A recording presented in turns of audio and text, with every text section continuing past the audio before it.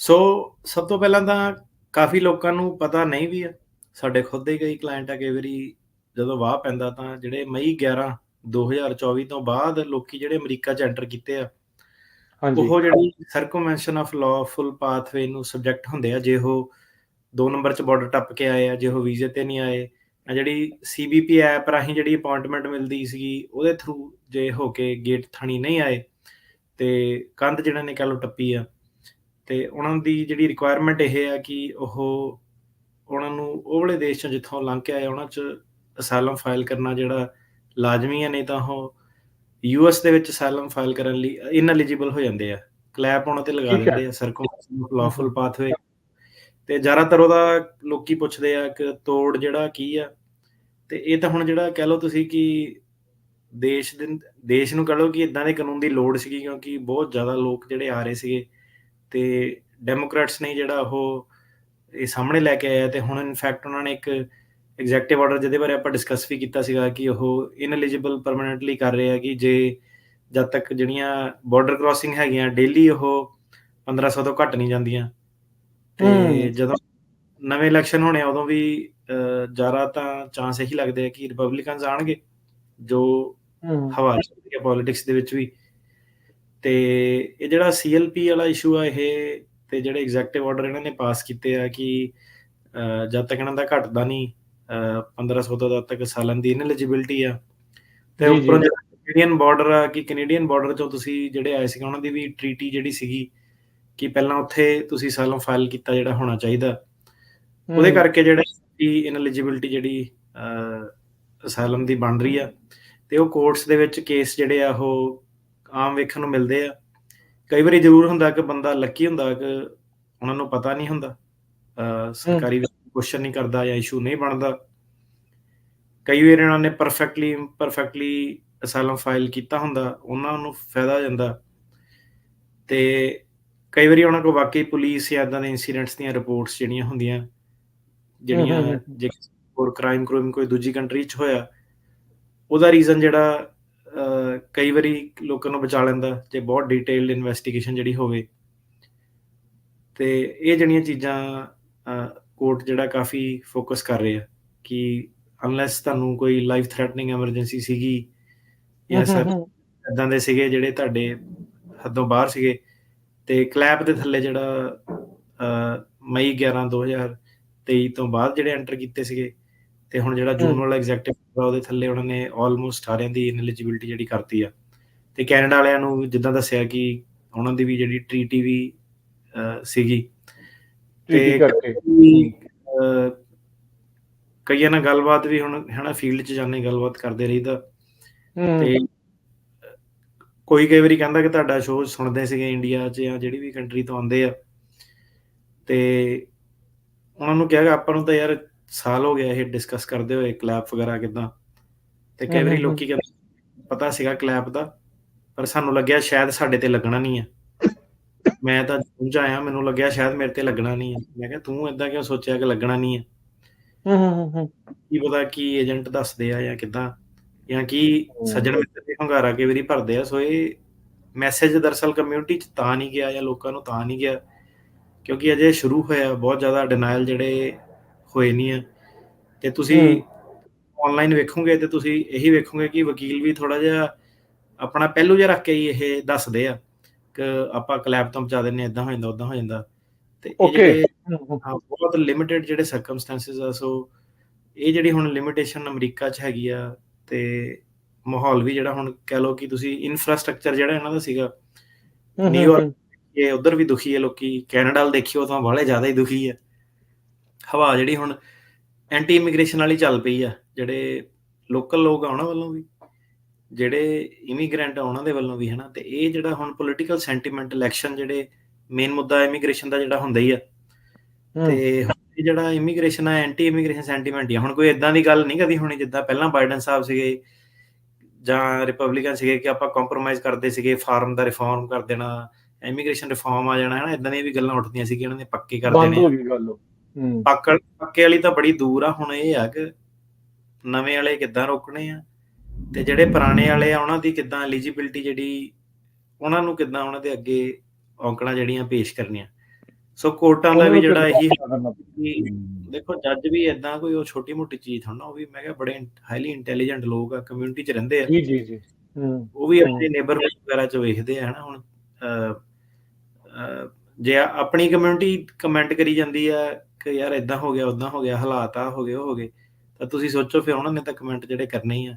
ਕਈਆਂ ਦਾ ਜਿਹੜਾ ਪ੍ਰਤੀਕਿਰਿਆ ਹੁਣ ਕਈ ਫਰੈਂਡਲੀ ਕੋਟ ਆ। ਅੱਜ ਜਿੱਦਾਂ ਮੈਂ ਗਿਆ ਸੀਗਾ ਵੈਨ ਨਾਈਸ ਤੇ ਉੱਥੇ ਜਿੱਦਾਂ ਸੀਗਾ ਕਿ ਤੁਹਾਡੇ ਸੈਨ ਫਰਾਂਸਿਸਕੋ ਕੋਟ ਏਦਾਂ ਹੁੰਦਾ ਹੋਊਗਾ, ਇਹ ਵਾਲਾ ਕੋਟ ਜਿਹੜਾ ਅਲੱਗ ਆ, ਤੇ ਏਦਾਂ ਦੀਆਂ ਗੱਲਾਂ ਸਿੱਧਾ ਹੀ ਮਤਲਬ ਗੱਲ ਤਾਂ ਹੁਣ ਲੋਕੀ ਪ੍ਰੋਫੈਸ਼ਨਲੀ ਕਰਦੇ ਆ ਕਿ ਜਦੋਂ ਹੁਣ ਬੰਦਾ ਕਹਿੰਦਾ ਕਿ ਤੁਸੀਂ ਸੈਨ ਫਰਾਂਸਿਸਕੋ ਤੋਂ ਆਏ ਆ, ਕੌਂਕੜ ਤੋਂ ਆਏ ਆ, ਉੱਥੇ ਗੱਲਬਾਤ ਅਲੱਗ ਆ। ਉਹਨਾਂ ਦਾ ਮਤਲਬ ਇਹੀ ਹੈ ਕਿ ਉਹ ਥੋੜਾ ਜਿਹਾ ਲੀਨੀਅੰਸ ਹੀ ਕਰ ਦਿੰਦੇ ਆ, ਕੇਸ ਪਾਸ ਕਰ ਦਿੰਦੇ ਆ। ਇੱਥੇ ਆਪਾਂ ਪੂਰੀ ਜਿਹੜੀ ਸਖਤੀ ਕਰੀਦੀ ਹੈ, ਸ਼ਨਾਖਤ ਕਰੀਦੀ ਹੈ।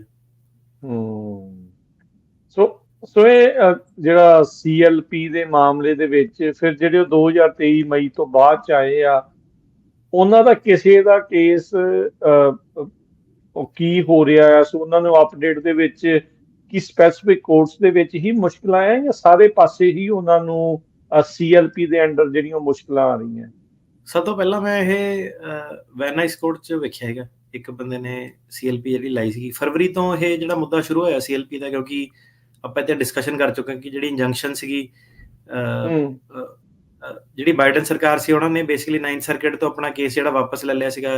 9th ਸਰਕਿਟ ਨੇ ਬਣਾਇਆ ਵੀ ਸੀਗਾ ਕਿ ਤੁਸੀਂ 9th ਸਰਕਿਟ ਤੇ ਬਲੇਮ ਲਾਉਣਾ ਚਾਹੁੰਦੇ ਆ, ਪਹਿਲਾਂ ਤੁਸੀਂ ਆਪ ਹੀ ਰੂਲ ਪਾਸ ਕੀਤਾ, ਫਿਰ ਤੁਸੀਂ ਆਪ ਹੀ ਇਹਨੂੰ ਡਿਫੈਂਡ ਕਰਨਾ ਚਾਹੁੰਦੇ ਸੀਗੇ, ਫਿਰ ਆਪ ਹੀ ਤੁਸੀਂ 9th ਸਰਕਿਟ ਤੱਕ ਪਹੁੰਚਦੇ ਹੋਏ ਕਹਿੰਦੇ ਕਿ ਇਹ ਬੜਾ ਇੰਪੋਰਟੈਂਟ ਆ, ਇਹਨੂੰ ਰੋਕਣਾ ਨਹੀਂ ਆ, ਤੇ ਹੁਣ ਤੁਸੀਂ ਆਪ ਹੀ ਜਿਹੜਾ ਇਹਨੂੰ ਕਹਿੰਦੇ ਆ ਕਿ ਲਾਅ ਸੂਟ ਆਪਣਾ ਵਾਪਸ ਜਿਹੜਾ ਲੈ ਲਿਆ ਸੀਗਾ, ਕਿ ਤੁਸੀਂ ਆਪਣੇ ਵੋਟਰਾਂ ਨੂੰ ਇਹ ਦਿਖਾਉਣਾ ਚਾਹੁੰਦੇ ਆ ਕਿ ਇੱਕ ਪਾਸੇ ਆਪਾਂ ਰੋਕ ਵੀ ਰਹੇ ਹਾਂ ਤੇ ਇੱਕ ਪਾਸੇ ਤੁਸੀਂ ਕਹਿਣਾ ਕਿ ਆਪਾਂ ਪ੍ਰੋ ਇਮੀਗ੍ਰੈਂਟ ਵੀ ਹੈ, ਕਿ ਤੁਸੀਂ ਵੋਟਾਂ ਇਕੱਠੀਆਂ ਜਿਹੜੀਆਂ ਕਰਨਾ ਚਾਹੁੰਦੇ ਸੀ, ਤੇ end of the day strategy ਤੁਹਾਡੀ ਇਹ ਸੀਗੀ ਕਿ ਤੁਸੀਂ 9th ਸਰਕਿਟ ਵੱਲ ਜਿਹੜੀ ਫਿੰਗਰ ਪੁਆਇੰਟ ਉਹ ਕਰ ਦਿਓ। ਤੇ ਗੱਲ ਇਹ ਸੀਗੀ ਕਿ 9th ਸਰਕਿਟ 'ਚ ਪ੍ਰੋਬਲਮ ਨਹੀਂ ਆਈ ਸੀਗੀ, ਇਹ ਫਰਵਰੀ ਆਉਣੀ ਸ਼ੁਰੂ ਹੋਈ, ਕਿਉਂਕਿ ਪਹਿਲਾਂ ਇਨ ਇਫੈਕਟ ਨਹੀਂ ਸੀਗਾ। ਤੇ ਫਰਵਰੀ ਤੋਂ ਬਾਅਦ ਹੁਣ ਜਦੋਂ ਸਰਕਾਰੀ ਵਕੀਲ ਵਗੈਰਾ ਉਹਨਾਂ ਨੇ ਕਈ ਸਰਕਾਰੀ ਵਕੀਲ ਆ, ਉਹ ਇਸੇ ਬੇਸ ਤੇ ਆਪਣਾ ਕੇਸ ਜਿਹੜਾ ਅੱਗੇ ਪੇਸ਼ ਕਰਦੇ ਆ ਕਿ CLP ਲੱਗਦਾ, ਤਰੀਕ ਵਗੈਰਾ ਗਵਾਹੀ ਪੂਰੀ ਲੈਂਦੇ ਆ, ਹੋਰ ਵੀ ਮੁੱਦੇ ਜੇ ਚੱਕਦੇ ਆ, ਪਰ CLP ਤੇ ਜਿਹੜਾ ਆਪਣਾ ਉਹ ਰੂਲਿੰਗ ਵਗੈਰਾ, ਡਿਨਾਇਲ ਵਗੈਰਾ ਇਸ਼ੂ ਜਿਹੜੇ ਕਰਦੇ ਆ। ਤੇ ਜਿਹੜਾ ਆਪਣਾ ਸੈਨ ਫਰਾਂਸਿਸਕੋ ਕੌਂਕੜ ਵਾਲੇ ਰੂਲ ਜਿਹੜੇ ਸੀਗੇ, ਇਹਦੇ ਵਿੱਚ ਅਜੇ ਤੱਕ ਨਹੀਂ CLP ਦਾ ਦੇਖਿਆ, ਤੇ ਪਰ ਇਹ ਆ ਜਾਣਾ ਹੁਣ, ਕਿਉਂਕਿ ਇੱਕ ਕਾਰਨ ਇਹ ਵੀ ਸੀਗਾ ਕਿ ਜਿਹੜੇ ਆਹ ਵੈਨ ਨਾਈਸ ਵਾਲੇ ਆ, ਸੈਂਟਾ ਐਨਾ ਵਾਲੇ ਕੋਰਟ ਜਿਹੜੇ ਹੈਗੇ ਆ, ਇਹ ਛੋਟੇ ਕੋਰਟ ਆ, ਇਹਦੇ ਵਿੱਚ ਜਿਹੜੀਆਂ ਤਰੀਕਾਂ ਬਹੁਤ ਛੇਤੀ ਆ ਜਾਂਦੀਆਂ, 6 ਮਹੀਨੇ 8 ਮਹੀਨੇ 'ਚ ਤਰੀਕਾਂ ਆ ਜਾਂਦੀਆਂ। ਤੇ ਜਿਹੜੇ ਨਵੇਂ ਬੰਦੇ ਹੈਗੇ ਉਹਨਾਂ ਦੀਆਂ 12 ਤਰੀਕਾਂ ਹੁਣ ਇੱਧਰ ਹੀ ਆ ਰਹੀਆਂ। ਜਿਹੜੇ ਸੈਨ ਫਰਾਂਸਿਸਕੋ ਕੌਂਕੜ ਵਾਲੇ ਆ, ਉਹ ਕਹਿ ਲਓ ਤੁਸੀਂ 2-2 ਸਾਲ 3-3 ਸਾਲ ਅਜੇ ਲੇਟ ਆ। ਤੇ ਬੇਸਿਕਲੀ ਤੁਸੀਂ ਇਹ ਕਹਿ ਸਕਦੇ ਹੋ ਕਿ ਉਹ ਵਕੀਲਾਂ ਨੇ ਅਜੇ ਤਰੀਕਾਂ ਜਿਹੜੀਆਂ ਦੇਖਿਆ ਨਹੀਂ, ਨਿਊਯਾਰਕ ਵਗੈਰਾ ਜੇ ਉਹਨਾਂ ਨੇ ਵੇਖਿਆ ਨਹੀਂ ਇੰਨਾ ਕਿ ਨਵਾਂ ਆਉਂਦੇ 6 ਮਹੀਨੇ 'ਚ ਤਰੀਕ ਕਿਸੇ ਦੀ ਆ ਗਈ ਹੋਵੇ।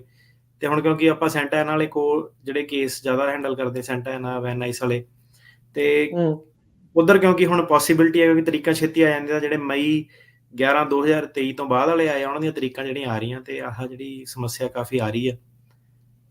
ਤੇ ਇੱਕ ਬੰਦੇ ਦਾ ਕੇਸ ਜਿਹੜਾ CLP ਦਾ ਹੋਇਆ ਸੀਗਾ ਕਲੀਅਰ, ਉਹਦੀ ਵੀਡੀਓ ਸੀ ਸਾਡੇ ਕੋਲ, ਉੱਤੇ ਪਾਈ ਆਪਾਂ ਸੋਸ਼ਲ ਮੀਡੀਆ ਤੇ ਆਪਣੇ।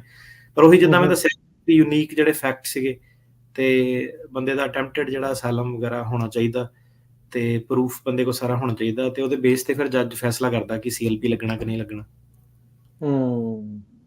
ਜੀ ਨਹੀਂ, ਬਿਲਕੁਲ। ਸੋ ਕਾਫੀ ਹੱਦ ਤੱਕ ਇਹਨਾਂ ਨੇ ਸਖਤੀ ਜਿਹੜੀ ਉਹ ਕੀਤੀ ਹੈ ਅਦਾਲਤਾਂ ਦੇ ਵਿੱਚ ਵੀ, ਜਿੱਦਾਂ ਹੁਣ ਤੁਸੀਂ ਕਹਿ ਰਹੇ ਆ ਵੀ ਇਹ ਜਿਹੜਾ ਜਾ ਰਿਹਾ ਆ। ਸੋ ਇਹਨਾਂ ਲੋਕਾਂ ਦੇ ਲਈ ਫਿਰ ਹੁਣ ਤੁਹਾਡੀ ਕੀ ਸੁਜੈਸ਼ਨ ਆ, ਜਿਹੜੇ ਮਈ 2013 ਤੋਂ ਬਾਅਦ ਦੇ ਵਿੱਚ ਆਏ ਆ, ਜਿਨ੍ਹਾਂ ਦੀਆਂ ਤਰੀਕਾਂ ਆ ਰਹੀਆਂ ਆ, ਤੇ ਉਹਨਾਂ ਨੂੰ ਕੀ ਕਰਨਾ ਕੀ ਚਾਹੀਦਾ? ਫਿਰ ਉਹਨਾਂ ਦੀ ਤਿਆਰੀ ਕਿੱਦਾਂ ਹੋਵੇ? ਜੇ ਅਦਾਲਤ ਇਹ ਕਹਿ ਰਹੀ ਆ ਵੀ ਤੁਹਾਡਾ ਬਣਦਾ ਹੀ ਨਹੀਂ ਆ, ਐਕਸੈਪਸ਼ਨਸ ਬਹੁਤ ਘੱਟ ਆ, ਸੋ ਉਹਨਾਂ ਦੇ ਲਈ ਕੀ ਚਾਰਾ ਆ? ਫਿਰ ਦੇਖੋ, ਪਹਿਲੀ ਤਾਂ ਸਲਾਹ ਇਹੀ ਹੈ, ਫਿਰ ਉਹਨੇ ਕਹਿਣਾ ਯਾਰ ਇਹ 2 ਜਣੇ ਕਹਿੰਦੇ ਆ ਕਿ ਲੋਕੀ ਅਮਰੀਕਾ ਨਾਲ, ਸੋ ਏਦਾਂ ਕਿ ਭਾਈ ਜਿਹੜੇ ਸੁਣਦੇ ਆ ਲਾਅ, ਤੇ ਤੁਹਾਨੂੰ ਕਿਸੇ ਕੰਟਰੀ ਦੇ ਵਿੱਚ ਅਸਾਈਲਮ ਮਿਲਦਾ ਵਾ, ਜਿਹੜੇ ਕੈਨੇਡਾ 'ਚ ਬੈਠੇ ਆ, ਕਿ ਭਾਈ ਸਾਨੂੰ ਵੀ ਪਤਾ ਕਿ ਕੈਨੇਡਾ 'ਚ ਹਾਲ ਬਹੁਤ ਔਖੇ ਆ, ਤੇ ਉਹਨਾਂ ਨੇ ਵੀ ਆਪਣਾ ਸਿਸਟਮ ਜਿਹੜਾ ਰਿਫਾਰਮ ਕਰ ਦੇਣਾ। ਉਹਨਾਂ ਨੇ ਵੀ ਹੌਲੀ ਹੌਲੀ ਜਿਹੜੇ ਇਮੀਗ੍ਰੇਸ਼ਨ ਘਟਾ ਦੇਣੀ ਆ। ਉਹਨਾਂ ਨੇ ਵੀ ਆਸਟ੍ਰੇਲੀਆ ਵਾਲੀ ਸਟ੍ਰੈਟਜੀ ਅਪਣਾਉਗੇ, ਜਿੱਦਾਂ ਹੁਣ ਲੱਗਦਾ ਵਾ ਕਿ ਜਿੱਦਾਂ ਉਹਨਾਂ ਨੇ, ਹਾਂਜੀ, ਤੇ ਉੱਥੇ ਤੁਸੀਂ ਟਿਕੋ, ਉੱਥੇ ਆਪਣਾ ਜਿਹੜਾ ਅਸਾਈਲਮ ਸੁਲਮ ਫਾਈਲ ਕਰੋ, ਗ੍ਰੀਨ ਕਾਰਡ ਲਓ, ਸਿਟੀਜ਼ਨ ਲਓ, ਫਿਰ ਆਪਣੇ ਜਿਹੜੇ ਲੀਗਲ ਤਰੀਕੇ ਨਾਲ E2 ਵਗੈਰਾ ਜਿਹੜੇ ਉਹ ਤਰੀਕੇ ਨਾਲ ਜਿਹੜੇ ਉਰੇ ਆਓ। ਤੇ ਕਈ ਵਾਰੀ ਹੁਣ ਬੰਦੇ ਨੂੰ ਆਈ ਡੋਂਟ ਨੋ ਕੀ ਹਿਸਾਬ ਕਿਤਾਬ ਹੈ, ਕੈਨੇਡਾ ਤੋਂ ਬਹੁਤ ਜ਼ਿਆਦਾ ਜਨਤਾ ਜਿਹੜੀ ਛੱਡ ਕੇ ਵੀ ਆ ਜਾਂਦੀ ਹੈ, ਹਾਲਾਤ ਫਾਈਨੈਂਸ਼ੀਅਲ ਕੰਡੀਸ਼ਨਸ ਉੱਥੇ ਆਈ ਡੋਂਟ ਨੋ ਕੀ ਆ, ਕਾਫੀ ਬੈਡ ਆ। ਪਰ ਉਹ ਤੁਹਾਨੂੰ ਅਮਰੀਕਾ ਵਾਲੇ ਇਹ ਕਹਿ ਰਹੇ ਆ ਕਿ ਭਾਈ ਆਪਣਾ ਅਸਾਈਲਮ ਉੱਥੇ ਫਾਈਲ ਕਰੋ ਜੇ ਤੁਹਾਨੂੰ ਵਾਕਈ ਕੋਈ ਪ੍ਰੋਬਲਮ ਸੀਗੀ, ਜੇ ਤੁਸੀਂ ਲੈਜਿਟ ਹੈਗੇ ਆ, ਜੇ ਤੁਹਾਨੂੰ ਕੋਈ ਰੀਲੀ ਪ੍ਰੋਬਲਮ ਸੀਗੀ, ਸ਼ਰਨ ਮੰਗਦੇ ਆ ਤਾਂ ਉੱਥੇ ਪਹਿਲਾਂ ਮੰਗੋ, ਹੈ ਨਾ। ਸੋ ਤੁਹਾਨੂੰ ਕਰਨਾ ਵੀ ਉਹੀ ਚਾਹੀਦਾ, ਸ਼ਰਨ ਮੰਗੋ। ਉੱਥੇ ਜੇ ਤੁਹਾਡੀ ਆ ਜਾਂਦੀ ਹੈ ਕੈਨੇਡਾ, ਉੱਥੇ ਪੱਕੇ ਹੋ, ਫਿਰ ਲੀਗਲ ਤਰੀਕੇ ਨਾਲ E2 ਰਾਹੀਂ, ਬਿਜ਼ਨਸ ਰਾਹੀਂ ਹੋਰ ਬੜਾ ਲਾਈਫ ਦੇ ਵਿੱਚ ਅੱਗੇ ਆਪਸ਼ਨਾਂ ਜਿਹੜੀਆਂ ਖੁੱਲ੍ਹ ਜਾਂਦੀਆਂ। ਤੇ ਅਦਰਵਾਈਜ਼ ਜਿਹੜੀਆਂ ਐਕਸੈਪਸ਼ਨਸ ਆਪਾਂ ਡਿਸਕਸ ਕੀਤੀਆਂ ਉਹੀ ਐਕਸੈਪਸ਼ਨਸ ਆ CLP ਦੀਆਂ। ਤੇ ਉਸ ਤੋਂ ਇਲਾਵਾ ਜਿਹੜਾ ਕੋਰਟ ਨੇ ਹੋਰ ਕੁਛ ਨਹੀਂ ਸੁਣਨਾ, ਹੈ ਨਾ, ਕਿ ਬੰਦਾ ਵੈਸੇ ਕਹੀ ਜਾਵੇ ਕਿ ਬੜੇ ਮਾੜੇ ਆ ਜਾਂ ਇੱਦਾਂ ਬੜਾ ਮਾੜਾ ਵਾ ਕਈ ਦੇਸ਼ਾਂ ਦਾ, ਮੈਕਸੀਕੋ ਦਾ, ਉਹਨੂੰ ਨਹੀਂ ਕੋਰਟ ਐਂਟਰਟੇਨ ਕਰਦਾ। ਤੇ ਐਂ ਤਾਂ ਫਿਰ ਸਾਰੇ ਕਹਿ ਦੂਗੇ ਕਿ ਯਾਰ ਮੈਨੂੰ ਕੋਲੰਬੀਆ 'ਚ ਗੈਂਗਸਟਰ ਪੈ ਗਏ, ਫਲਾਨੀ ਜਗ੍ਹਾ ਹੋ ਗਿਆ। ਉਹ ਚੀਜ਼ਾਂ ਦਾ ਨਹੀਂ ਕੋਈ ਮੈਣਾ ਹੈਗਾ। ਉਹਨਾਂ ਨੇ ਇਹੀ ਕਿਹਾ ਕਿ ਲਾਅ ਦੀ ਜਿਹੜੀ ਪ੍ਰੋਟੈਕਸ਼ਨ ਆ ਉਹਨੂੰ ਅਵੇਲ ਕਰੋ ਤੁਸੀਂ ਉੱਥੇ। ਠੀਕ ਆ। ਸੋ ਜਿਹੜਾ ਮੈਕਸੀਕੋ ਆ ਨਾ, ਜੇ ਮੈਕਸੀਕੋ 'ਚ ਵੀ ਕੋਈ ਪੱਕਾ ਹੁੰਦਾ, ਉੱਥੇ ਵੀ E2 ਵੀਜ਼ਾ ਜਿਹੜਾ ਬਿਜ਼ਨਸ ਕਰਨ ਲਈ ਬੰਦਾ ਆ ਸਕਦਾ ਉਰੇ, ਉਹ ਸੇਮ ਉਹਨਾਂ ਕੋਲ ਵੀ ਹਾਂਜੀ ਆਪਸ਼ਨਸ ਹੈਗੀਆਂ।